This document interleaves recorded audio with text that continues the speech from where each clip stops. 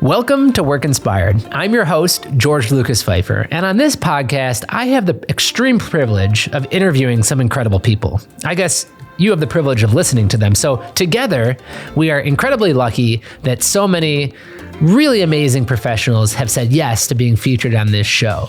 We get to talk to leaders of all different types from all different kinds of companies with unique and real great experience sets and perspectives. Today's guest is no exception. In fact, his resume is so impressive that it's no wonder he was recently named one of Crain's Chicago's 40 Under 40. Bradley Akiburo is a partner at Bully Pulpit Interactive. He is a columnist for Inc. magazine, among other business publications, and he's also on the faculty at Northwestern University. We are going to be talking today about some incredibly important topics, and it's going to be a great conversation. I know you're going to learn a lot. Work Inspired starts right now.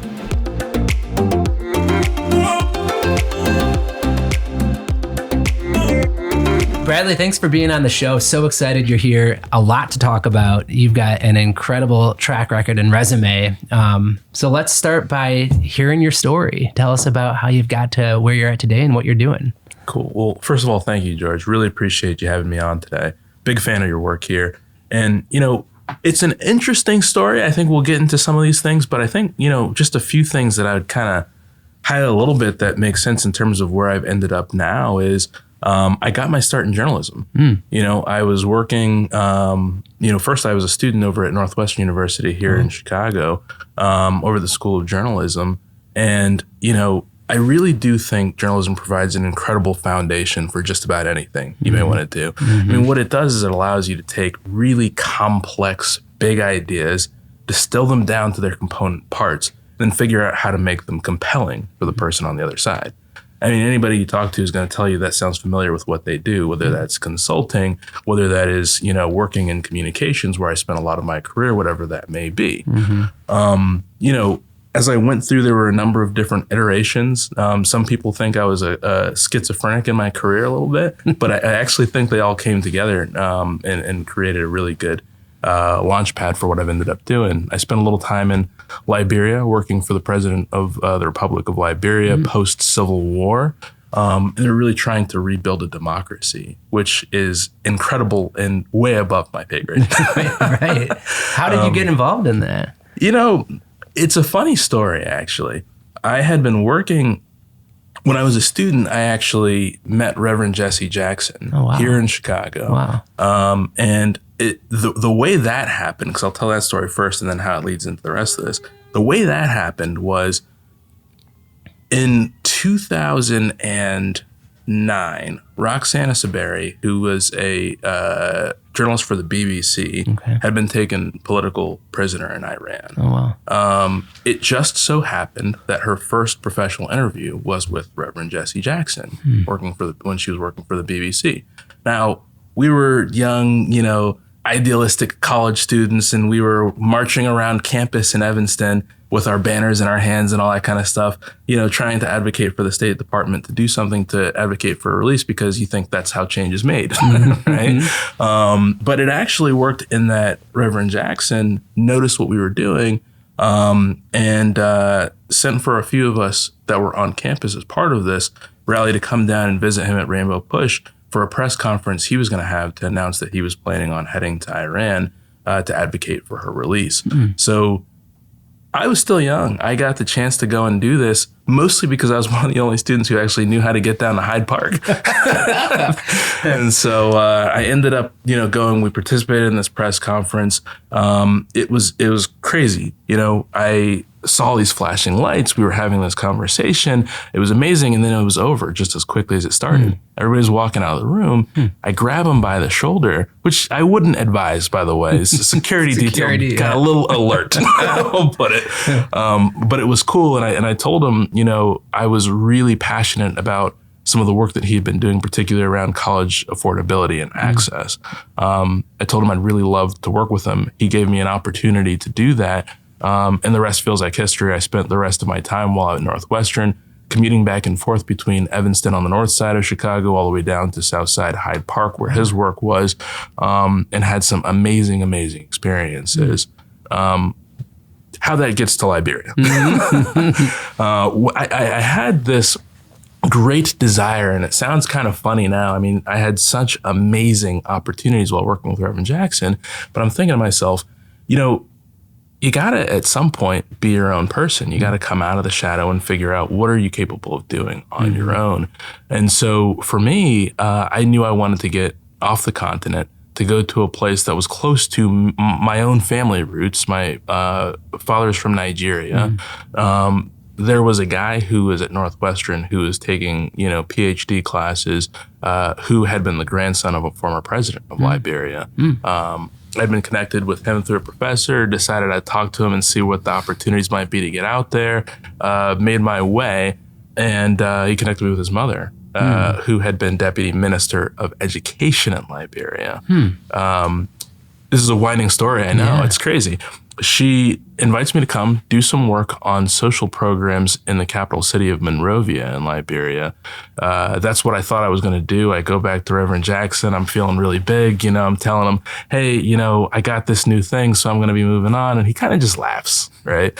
And he's just like, why don't you talk to Christine, who's the name of the person I was going to go work with, and she'll tell you about your new assignment. And I went to go and talk to her. And it turns out I was going to have a new assignment working with the president of Liberia. And this all was orchestrated behind the scenes, because what I did not know was that when Christine fled Liberia during the coup in 1980, she came to the United States, but not just to the States, to Chicago. And not just to Chicago, but stayed as a political refugee with Reverend Jesse Jackson. Wow. And so it all kind of ended up coming together. He put in a good word for me. She put in a good word with the president at the time. And I ended up having one of the most memorable experiences a person could have in their career. Wow. And so early on. Yeah. And it was because you answered a call to come to a press conference. That's right. That's incredible. That's awesome. So after, yes, what could only be described as maybe the highlight of a career, having that kind of impact on an entire country, what did you do? I mean,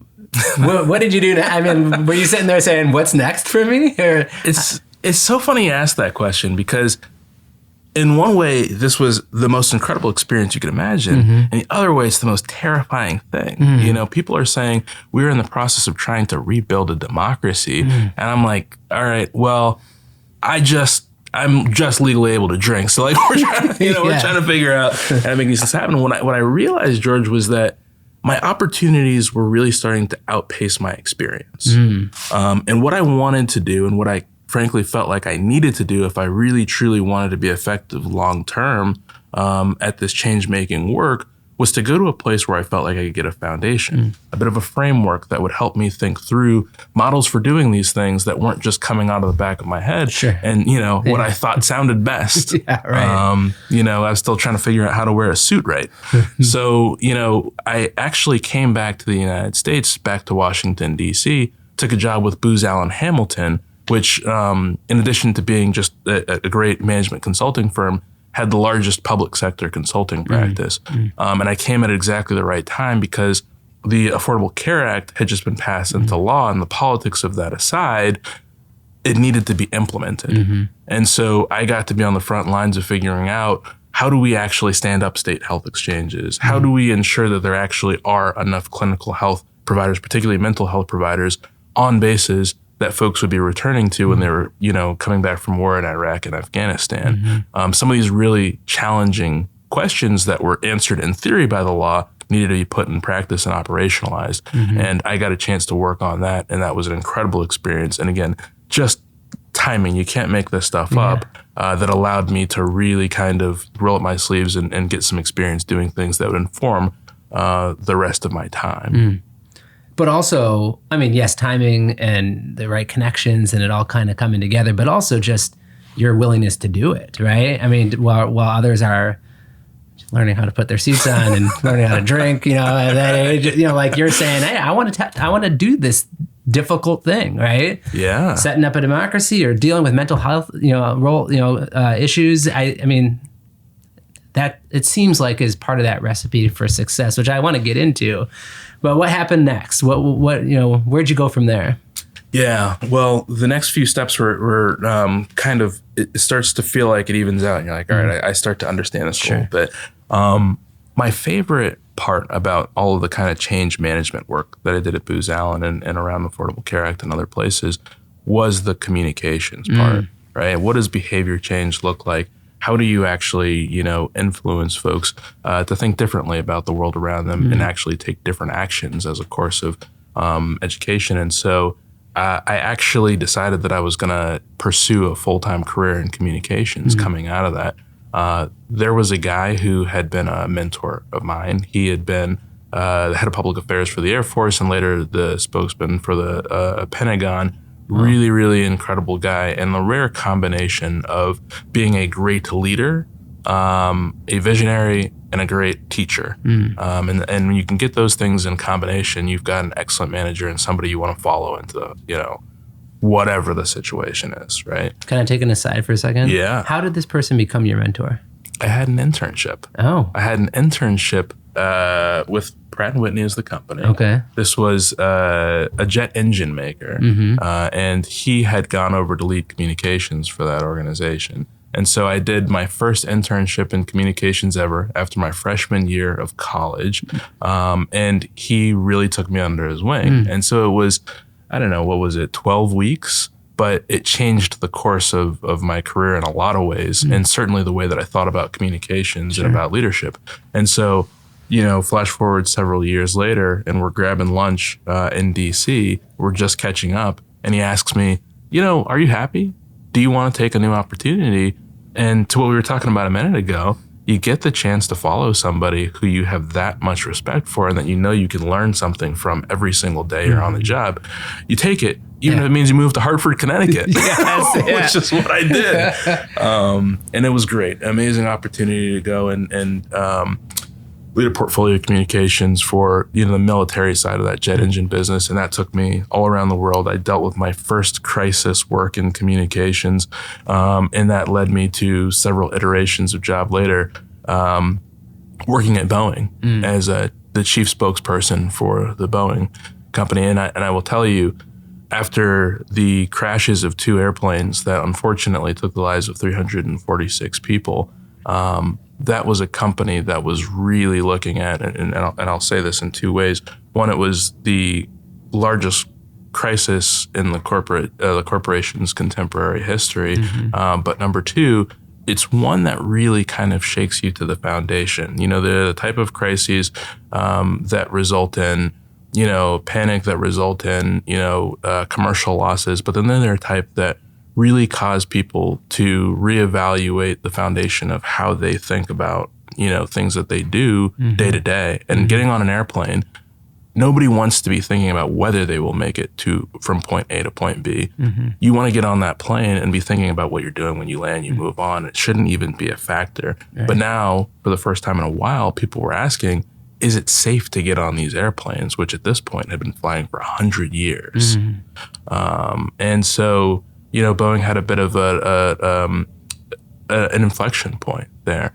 And I had the opportunity to come in at maybe their darkest hour and help think through how we can be, a more transparent and frankly, more accountable and even more human company in that process. And that was maybe the hardest communications job I ever took on, but also one of the most rewarding. And you were also with Boeing through the start of the pandemic as well. That's right. Yeah, and clearly that was a unprecedented communications opportunity, right? Yeah, right? That's a good spin. Yeah, absolutely. I mean, Boeing was a company at that time of 160,000 people all around the world, and when you have an organization that is as deep and complex as a Boeing, something like a global pandemic that not only changes the way you have to work, who's going to work from home, how are people going to continue to, turn wrenches and build this airplane? What is it going to look like, particularly with the amount of collaboration required to make something like that happen? But also for our end users. I mean, the travel industry, as you know, George, was absolutely decimated for a period of time during the pandemic. And so what airline wants to buy a set of planes when nobody's flying? Right. And so thinking about how you not only keep your workforce motivated and, structured around a path forward, but also think through how do we help the flying public understand, what are the true risks associated with travel, and what are the things that you actually can do to travel safely and confidently in an effort to restore travel to what it had been post-pandemic and get people through that period of time. So an enormous communications effort, but also, again, I can't tell you how much fun it is to deal with some of these challenges. Yeah, they're huge challenges, and you seem like you're up for the job. So I know there's something wrong with me. Well, it's funny. The last conversation we had was the Inspector General. I think Deborah, and the same question I said, "What makes someone want to deal with this kind of conflict and challenge?" And it was, the opportunity to make a difference. To solve complex problems. Right. So, tell me, what are you doing today then? That's a incredible story, by the way. And I think there's a lot people can learn from some of the risks you took and the opportunities you seized, but what are you doing now? Yeah, so now I work for a company called Bully Pulpit Interactive. BPI is a firm that was started by a number of folks from the Obama campaigns and administration who saw an opportunity to take some of the energy, particularly in the early days of social media action and advocacy, and think about how you can reach an entirely new demographic with this message of change and thinking differently. How can you bring that to campaigns? How do you bring that to foundations and causes? And then also, how do you bring this to corporations and companies that are interested in thinking about how to use their power to make change within the world? And so I actually lead Bully Pulpit's corporate communications practice, as well as our DEI, our diversity, equity, inclusion initiatives on behalf of clients. It's been an incredible, incredible experience. And I got to tell you, there's probably no better time in recent history to be doing this work. I was going to say the same thing. It's one of the top topics right now, right? Yeah. And an important one, and one that seems to be making an impact. That's right. So you've got this incredible history of working for some really, really well-known, impressive organizations. You're currently consulting and working with a number of others. Have you noticed some similarities between, leadership traits or company structure? Are there certain ingredients that kind of aid in the success stories of these organizations you work with, or are they all very different, unique, independent stories? It's funny because I think everyone likes to think of their organization and their circumstances as unique, but there are some common threads. I think that the folks who, and we can talk about it specifically from a leadership standpoint, I think the folks who have really been able to navigate these times the best are those who are, number one, very nimble. The only thing, that is constant is change. Right? And that cliche has held the test of time as we've gone through every different moment of change over the course of history. And this is no different.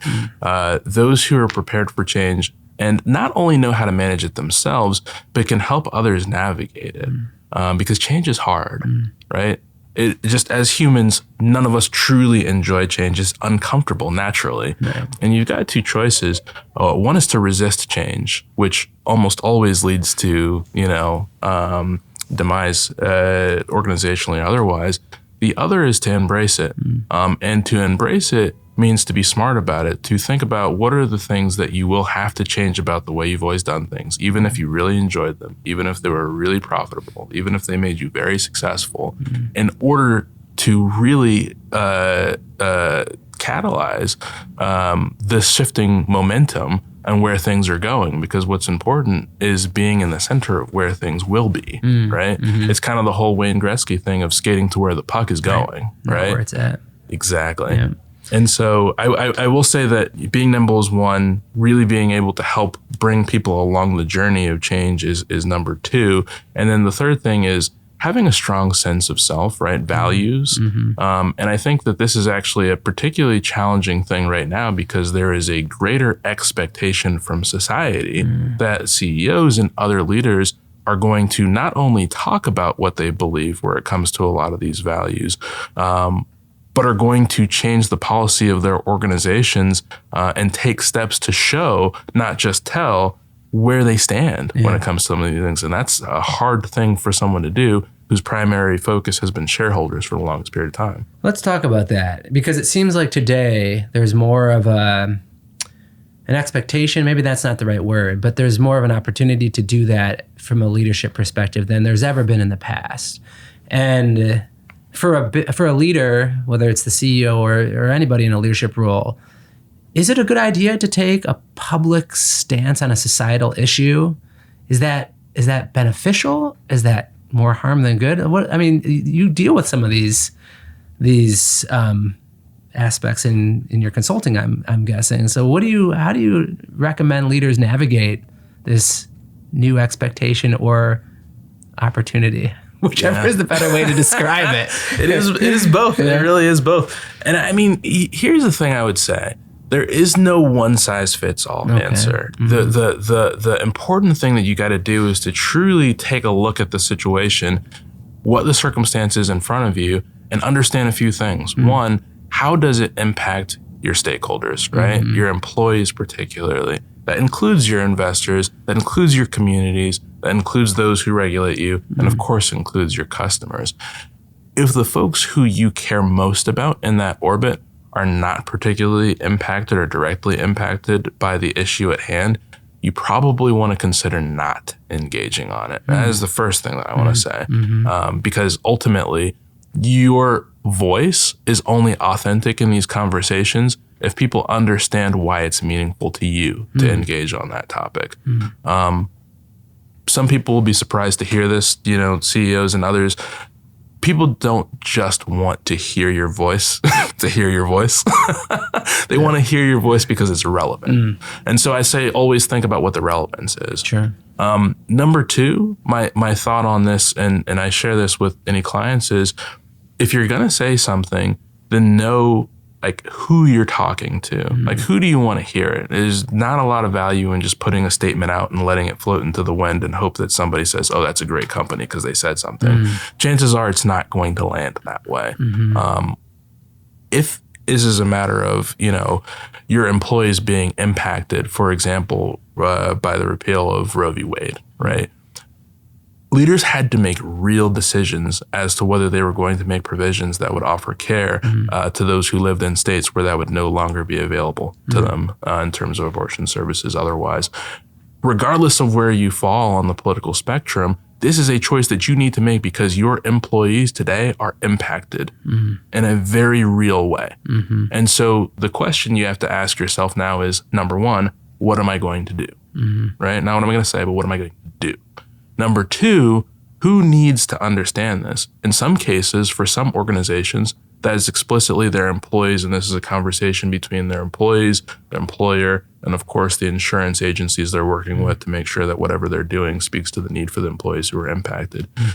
For some organizations, particularly those that work around maternal health or do things that actually have taken stands in this space in the past, particularly from a commercial standpoint, there is an impetus to get out there and speak out more broadly on it, not only about what you're doing, but what you feel the path forward ought to be for us as a nation. Because if you have been out front when it was easy to be out front, and you're silent when it's hard to be out there, people get a sense of what you actually are made of. Yeah. And so those are the types of considerations you want to really put into it when you're deciding, is this an issue I should speak on? Is it not? And who should I be speaking to? It's interesting because you said that Bully Pulpit campaigns, causes, and corporations, and yours is the corporation side. And on those other two, it seems fairly obvious that the person would be very public about their position on things.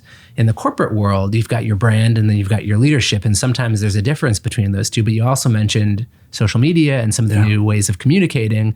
That line isn't as distinct anymore. In fact, there's a lot of research that shows that what the person promotes or communicates is much more that it's engaged with, it's subscribed to, it's listened to, it's trusted, well more than the brand messaging is. And so when you coach organizations, is there a real tie between that leadership group and what their beliefs and stance on societal issues are, and then it translating to the brand, or are you able to keep them a little bit separate still? Yeah, it's a great question, George. And sometimes it truly depends. There are some organizations where the leadership is so intrinsic in the decision-making process and the culture of those organizations that what leaders feel naturally translates to that organization. And in situations like that, it is very hard for those. And those are often founder-led organizations, right? It's hard for you to have a really strong opinion in an organization like that with a culture like that, and for that not to be visible to your employees. Where I think a lot of folks have been challenged these days is we live in a very divided America. In many ways, there are two Americas, if not more. And so any big employer almost inherently has at least two very, very starkly opposing points of view on almost any of these issues. And so there's a real risk associated with leaning into some of these things. That said, authenticity is kind of the name of the game, right? And if you really want people to value you, they've got to believe that you believe what you're saying. And so I think, to take this kind of full circle, the best guidance for folks is really just trying to follow your heart on these things. But be aware of what the impacts are going to be. Yeah, and it's interesting because there is culture is so important. We've seen that as something that has suffered as part of the pandemic. In certain areas where remote or isolated work has deteriorated cultures or challenged leaders to keep their culture, promoted and strong. Yeah. But then we also hear this idea of diversity, and neurodiversity, or just the bringing together different opinions to have a more well-rounded and outcome, or innovation, or to spark innovation, or to change, right? Yeah. And so how do you balance that authentic culture that is the opinion of leadership with, we want to be inclusive and bring other perspectives in so that our organization is more of a whole point of view? Yeah. I mean, these are the hardest questions of our time, right? In a lot of ways. And the way I try to help folks think about this a little bit is, instead of thinking about, let's shift our organization to all believe one thing, because ultimately I think we get maybe too much of that in the media, frankly. As an organizational leader, your primary responsibility is to figure out, how do I make sure everybody feels like I belong here, right? Belonging is what it's really about. And this is true of DEI. This is true about, all aspects. I mean, we've got this massive war for talent that's gone on, particularly over the last year and a half, 2 years. And I think that the ultimate question a leader has to ask is, am I or am I not creating an environment where every person, regardless of their background, is able to see themselves in this organization from leadership on down, and see themselves not only as a member of this organization, but a valued member of this organization. And if you are creating a culture like that, that almost inherently means you are creating opportunities for them to be themselves, to be able to state their beliefs where it makes sense to do so, engage, be rewarded, and have a career path where they feel not only valued, and I think that's the most important part, but safe. Yeah. We keep talking about this term these days of psychological safety, and that's what people are looking for more than ever from their employer. Back in the day, it used to be, well, I go to my employer to get a paycheck. I need, not only compensation, but my pension. And yes, I do want to have some purpose, but increasingly purpose has mattered. Increasingly, having an employer that's looking at you as a whole human being and not just as someone who's helping achieve revenue numbers is so much more important. And folks are making decisions with their feet in terms of where they're going to be based on these factors. And I think it's really shifted the way that employers have to think about their value proposition. You're absolutely right. And what a great answer. I mean, we talk about expectations from different stakeholder groups, and probably none more significant right now than that of the employees at an organization. So what are some of the ways that you're coaching leaders to create a culture of belonging or to promote psychological safety and to keep people at their organization or to attract new people to their organization? Yeah, there's a few things, right? I think number one, if you haven't done an organizational assessment, and I know it sounds very formal, but if you haven't taken the opportunity to really take stock of where people are at and what they currently feel, then it will only ever be a feeling, right? You need to listen first, right? You gotta listen. Yeah. You gotta understand where people are at. And sometimes you find the results are surprising. Sometimes you find that there is a pocket within your organization where things are going really well, or maybe going really poorly. And it isn't necessarily always that the entire experience that you're trying to create at a leadership level is felt everywhere in the organization. We talk about this term, the frozen middle, right? And there is this kind of layer of middle management that exists in a lot of large organizations, especially where the weight of a lot of the organization is really like placed onto them because they get all of the top-down messages from the C-suite and the senior leaders, and this is what we're trying to achieve, and here's the vision, this is where we want to go, and it all sounds good, but I'm being held to these numbers. I've got to achieve this, and I've got to find ways to motivate the teams to do this thing day in and day out. And I've got to resolve squabbles on these teams, and I've got to like deal with the customers who are really angry about this thing or that thing, and I've got to make that right. So everything you're saying sounds great, but where does the rubber meet the road? Right. It's right here. And so, the biggest challenge that we often have in trying to kind of turn the corner in terms of change and getting to where we want to be with these organizations is, how do you really speak to that group? How do you bring them in? How do you then help make sure that the messages that are coming from the top and where you want to be are actually felt at all places in the organization and getting through that filter?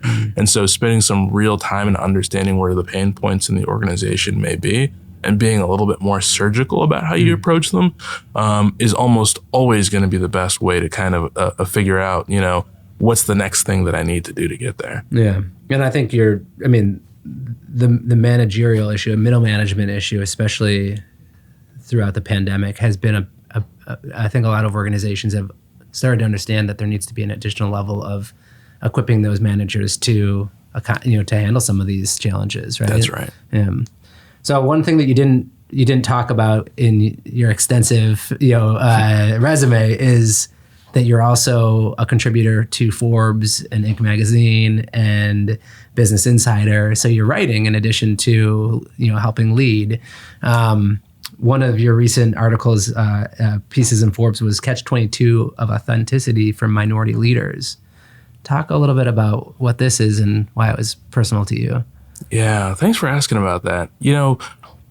We talk about authenticity as this very, vaunted thing. This is the standard for leadership. And I do truly believe that. I think that if you are an authentic leader, at the end of the day, you are going to have people who are ready to do work that's going to advance the mission of your organization because they believe not only in the mission of that organization, but they believe in you as a leader and they want to work for you. And I think those things really, really matter. And individual leaders have a great responsibility to kind of put themselves out there in that way for that purpose. There is a catch-22 where it comes to minority leaders. And part of the challenge is there is a higher bar that you have to achieve just to be accepted in organizations when you're different. There was a while back that there was an interview that Jeff Immelt did when he was the CEO of GE. I think it was with it was on a Fortune panel where he said, it isn't really at all intentional, but he admitted himself, I'm more likely to hire somebody who reminds me of myself. I'm more likely to promote somebody who reminds me of myself. And all the studies show that this is true not only of Jeff, but of just about everybody who's in a position to do this. Because even when you see faults in a person, if they remind you of what you were like at that point in your career, you can see a path for them to becoming you today, right? You made that journey, so you know they can make that journey. If you're talking to somebody who does not remind you of yourself, and in fact may make you even a little uncomfortable in how different they are from you, you start off as a deficit. Because not only do you not understand them today, but you don't understand how to see them being where you're sitting. Right. And so when you are a minority on these journeys in primarily in majority organizations, there are a lot of times where you're just trying to fit in day to day, and you're not even given the opportunity to be seen as that senior leader because the leadership team doesn't look like you, many times does not have a similar background to you. And when they're looking for the person that they think could be their protege, you aren't at the top of their list. Right. And so many times your number one objective is, how do I fit in? How do I convince that person that I can be that? And then you get to figure out, can I be myself in this process? And so it's a challenge, and one that I bring up and I write about because I think it's important for people to actually just be cognizant of that, because it can never change, and you never actually promote people who create difference. Because the crux of diversity, equity, and inclusion, to your point, you said it really well earlier, is to bring all of these different ways of thinking into an organization. Right. But if we are trying to tell people you need to think and act uniformly, you've lost all the value of it. Right. So what's the answer? Is it this, now there's more awareness around DEI? Is the focus or the shift in importance, is that going to help? Or is it an innate human nature thing where I say, I'm going to go with the known and not the unknown when I'm looking at promotions or a succession? Yeah. What do we do? Well, if there's one thing that's human, it is that we can overcome our own nature. That's good. I truly believe that. Yeah. And, the thing that's, I think most important as we think about this is you recognize that this is something that we do. It's an inherent bias that we have. And once you recognize it, you can put in place corrective actions, but it takes work. Yeah. It takes real work to go against your own inclinations. And what I say, and the reason why I say this is, when you are confronted with the fact that all of the people, or the majority of the people that you have hired, are promoted, are supported, sponsored over the years, have been like you or have reminded you of yourself, and then you are now confronted with the fact that there are people in this organization or deserve to be in this organization that you have the power to give an opportunity to, you're going to think a little differently. Should they be your motivation? You are going to think a little differently about, is this person truly not qualified? Or am I just feeling like I can't see that person in that role? Because if it's just a feeling and I can't put my finger on what it is, I'm going to examine that a little bit more. Yeah. And that's where DEI professionals really come in, because they can help challenge your assumptions and they can help you think differently, not only about individuals, but organizationally, what's required in order to be successful at this job. And I think this is part of the reason you've seen this big push over the last several years. Do all jobs actually require a 4-year degree? The answer is no. Yeah. There are many jobs you can do that have traditionally required one that don't. And so by removing that barrier, it has truly changed the dynamic of those who are not only viewed as potentials for opportunities, but those who have come in and been extraordinarily successful in them. And that's part of how you unlock this new incredible future for these organizations. Let's talk about DEI for a little bit. I mean, it's a fascinating topic in that equality might not be best defined as everybody the same or all equal, but that belonging piece. Everybody feel, in a safe situation, but celebrated for their differences, right? And trying to get a way to collaborate together where we can be authentically ourselves, because we are different, right? Right. What else as it relates to diversity, equity, and inclusion are you seeing as kind of things that are moving the needle right now? Like when you talk to organizations, because clearly it's a hot topic in lots of organizations, and newly created positions and newly formed teams. And I know that you had when you were at Boeing, you had created a task force that related to this issue. But like, how are you kind of approaching coaching? For organizations? Is it, I've got a selfish question in that, is it something that can be, that is easier to do when you're together versus when you're remote? Or like, what are the what's on the agenda when it comes to promoting DEI at an organization? Yeah, no, it's a tremendous, it's a very big question. Yes, it is. Yeah, it is. Give it to me in 2 minutes. Right. Well, a couple of things that I'll say, right? Number one, I think that people focus a lot on the D in DEI, right? Diversity is incredibly important, and this is representation, right? How do we make sure that everybody from all these different backgrounds actually has a seat at the table in the organization? Right. It's great. The two things that people talk about but don't necessarily focus as much on are the E and the I, particularly the E. But, when you think about inclusion, I guess let's say the D is everybody gets a chance to come in the door. The I is making sure that everybody actually gets that seat at the table where the decisions are being made. Right. Because if you're left out, then what's the point in being there? Right. The E is an interesting one, because this is making sure that everybody has equal opportunity, right? And this is really hard to do. It's really hard to do, but it includes everything from things like, pay transparency and kind of a more egalitarian approach to compensation, all the way to, and this is where we're going with, is it best to be in person? Is it not? How do we create a circumstance in which whether you are in person or you're not, it doesn't impact your ability to be successful in an organization?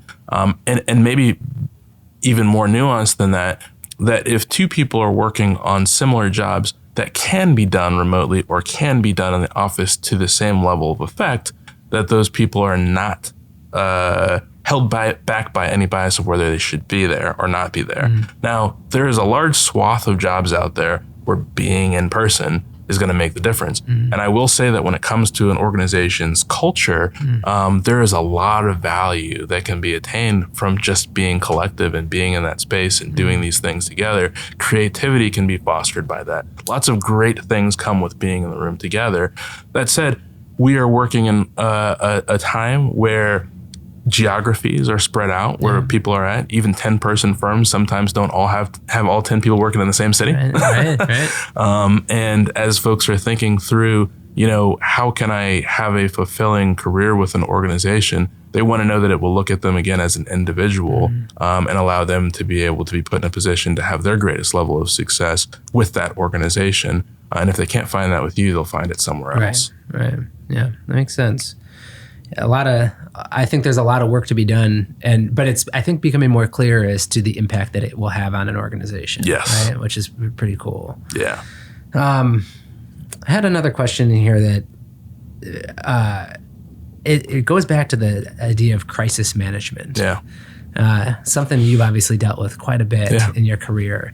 And we've said it too many times. We started this podcast right as the pandemic started, and we just were like, change. It was changing every week, So unprecedented change, I think, is now precedented. That's right. But it's the standard now. Yeah, exactly. But I couldn't get through this interview without asking you what's some of the kind of the what do you tell people as it relates to navigating difficult times? Yeah. What's, you're at the master class of that, like how can we better handle change? Yeah. So, or crisis. It's an interesting question. And I think I might answer it from two perspectives.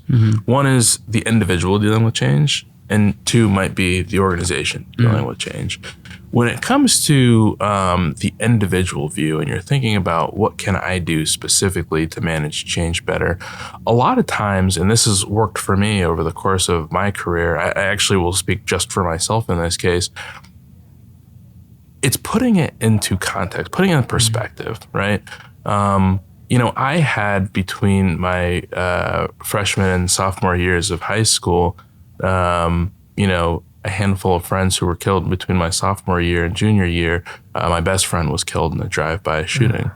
It was a very, very challenging time in my life. And, I would have been there if it not been for the fact that my parents and I had jumped in the car with my older sister to drive her from where we lived in the Northeast down to Alabama to go to college. We were literally moving her in. So the day before or the day after, that wouldn't have been the case. But I left, and that was the only reason I wasn't with my friends when they were killed in this drive-by. And, for me, whenever I'm going through a period of intense change, whether it be, at work or in my personal life otherwise, I always think back to what was the most challenging thing that I've been through. And I remind myself, I got through it. I overcame it. And in fact, I'll tell you, George, while that experience was terrible, it was wildly formative for me because the act of having to figure out, number one, who am I as an individual and not as part of this group? Number two, is this the future that I want for myself, or could there possibly be something greater for me? And number three, when I did actually find some success, starting to think about how do I help others who come from my circumstance and who have had a similar, set of experiences see themselves where I'm at, has entirely informed the rest of my career. And I think to myself, with almost any moment of change, as hard as it may be, there is a nugget of gold in there. And if you can find that, there's no limit to what you can accomplish with it. It's powerful. It's wonderful. I mean, powerful. Yes. All right. The last piece that you have so much on your plate, but yet you're also an adjunct facility member at Northwestern where you went to school. Yeah, that's right. So you're finding time. I mean, this goes to what you just said about giving back to some extent, right? You're finding time to teach and to inspire and empower those in the next generation. Yeah. Talk about that a little bit. What was was that the mindset? Is that you've had success now and you've had the experience, you figured out how to put your suit on, and you're gonna kind of pave the way. I mean, is some of that left over from your mentors that you've had? What's inspired you to take a role at the university?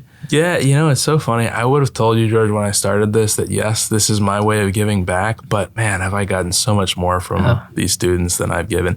I really, truly enjoy it. But I will tell you, one, they keep you young, which is incredible. Yeah. But number two, they challenge your assumptions, right? And we've talked about that a couple of times over the course of this conversation, but there is nothing like a student who has worked for about 20 minutes asking you why you do this thing for you to say, you know what? I don't actually know. I know why we do these three things. This fourth thing, I couldn't tell you why. And then you really have to ask yourself, and they'll ask these questions with you, well, is there a better way? 9 times out of 10, there's a better way. And so, yes, I want to give back, and getting into this is exactly what I was hoping to do. But I will tell you that a lot of, whatever original thinking I may have is not super original, because it comes through some type of workshopping with, folks who are coming up, this next generation of soon to be leaders who are where I was at, at the beginning of my career, who are just wide-eyed, excited about the possibilities of the world, and just want to shake things up. Yeah. And that is, I think, as valuable as anything you can do. Well, a different corner of the diversity conversation, right? Is exactly. the generational differences. Exactly. But that is certainly a theme that is very consistent. We talk about in almost every of it, the symbiotic relationship between teacher and student, and that you could easily swap those two around, right? Exactly. Those two terms. So. Exactly. What's next? What are you excited for in the next 6 to 12 months? Could be personal or professional, but... I got to tell you, this is going to be a big year for me. I'm getting married. Oh, congratulations. Yeah, thank you. No, I truly appreciate it. I get married to my beautiful fiance in April. We met actually working at Pratt & Whitney. So again, the way the world works, that mentor brought me over. It was not something I ever imagined I was going to do. But not only did it lead to a great career opportunity for me, but to the love of my life. Oh, that's awesome. So very excited about that. We actually operate in the same field. She just started a new job leading U.S. and Canada communications for GE Healthcare. Oh, wow. And so really, really excited for her, really excited for us. And it's going to be a big year. Yeah, that will be a big one. And are you guys getting married here in Chicago? We're getting married in Connecticut, where her whole family's from. Very cool. Yeah. A bit of a destination. Yeah. Final question. Yeah. You've given us so much advice already, so I hate to ask for one more piece, but if there was one piece of advice for our listeners as it relates to professional success, what would it be? Stay curious. Stay curious. I think the folks who will be the most successful, not only now in this period of great kind of change societally and industry and everything we've kind of talked about, but those who will always remain successful are those who always ask that next question. who always want to understand, like those students in the class we talked about, why do you do things that way? And is there a better way? And if you can do that, you will always be challenged. You will always be uncomfortable, but you will always be more successful than you otherwise would have been. So I encourage everybody to stay curious. Well said. Thank you so much for all of this inspiration, Bradley. It's been such a pleasure hearing your story and learning from you. Really appreciate you being on Work Inspired. Thanks, George. Really appreciate it. Thanks for listening. If you enjoyed this conversation, please take a moment to rate our show. If you haven't already, be sure to subscribe to the Work Inspired podcast so that you don't miss any of the incredible guests we have planned for upcoming episodes. We'll continue to find the best and brightest minds in business so that you can learn, grow, and succeed, and so that we can all work inspired.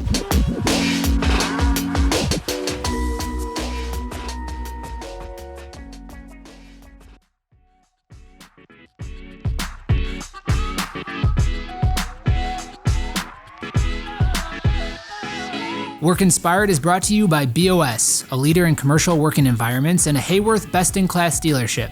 Experience our 360 approach and discover the team, tools, and techniques required to navigate the complexity of your next workspace at BOS.com.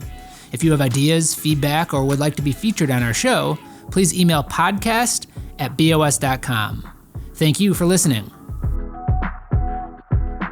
This has been a Workspace digital production. If you're interested in launching a podcast at your organization, please email info@workspace.digital for a free consultation.